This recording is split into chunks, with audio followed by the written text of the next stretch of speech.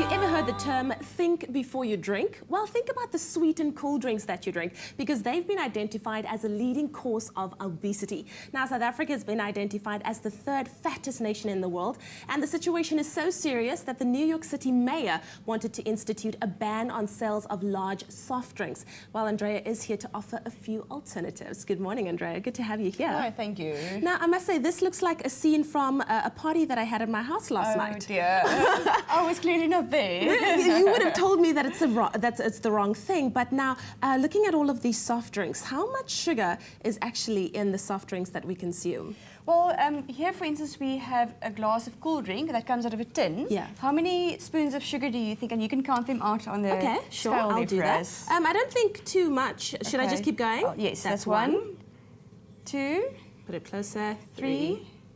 You can go 4. Wow. 5. Okay. I'm starting to get I'll worried. Stop you, 6. My heart is beating 7, faster. 8. In this one glass. 9. No. 10. 11. Are you kidding me? You can stop now. 12 spoons of sugar. So without thinking of it and just grabbing a refreshing drink, our bodies have to deal with 12 spoons of sugar, which is just way too much in one go. This is very disturbing to me, because you would never actually mix 12 spoons of sugar in a glass of water and just drink it like that. I mean, sometimes people feel guilty about having 3 cups of coffee a day with 2 spoons of sugar, which is nothing compared to that. And that's why I think there's this international outcry, like in New York and also in Britain. They are wanting to implement legislation to bring the awareness of how much sugar are in these drinks, because it is definitely contributing to weight gain, and that by itself is leading to diabetes, heart disease, lots of other complex health problems. It's quite shocking when you think about it, but we've been warned about soft drinks over and over and over again. But I see something else here. I see a bottle of flavoured water. Are you telling me that that has also got a high sugar intake in there? That's right. Most flavoured waters contain almost as much sugar as you would find in a cool drink. Are you serious? So by thinking that you're drinking flavoured water, a cool drink is made with water, sugar, colorant and flavorant. Flavoured water is made with water, flavorant and sugar. Some of these drinks are artificially sweetened. So they contain artificial sweeteners that contain no sugar.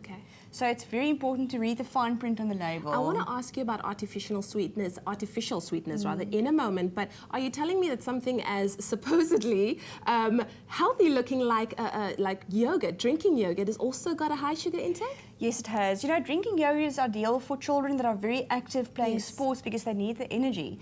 But for somebody who's not very active, they need to be mindful of the fact that there's lots of sugar. How many spoons do you think in this litre of drinking yogurt? In a litre, 20, 25? 34. Oh my, that is way too high. So once again, fruit and a plain yogurt would be a better option, or a small yogurt and a fresh fruit for a child in a lunchbox would be a better alternative. And then, you know, fruit juices sometimes are also sweetened. They say no sugar added, but it's sweetened with thick fruit juice concentrate. But the worst example for me is, we know that a glass of a soft drink contains 12 spoons of sugar. So I don't know if you can do the math quickly, but 2 litres, that's 60 odd? Yeah, 64 spoons of sugar. And I think on a very hot day, it's very easy to consume a bottle of cool drink without the intention of consuming that much sugar. Well, I have friends, and I know of people that can easily consume 2-3 litres of cool drink a day, especially on a hot day. Now, you're going to ask me, what can we drink instead? Yes, please. You talked about artificial sweeteners. So why do I keep on saying artificial? Artificial. There we go. Tell us more about artificial sweeteners. Well, you know, the ideal thing to drink instead of all of these is water, just plain water. But that's not realistic always. We love sweet, refreshing drinks.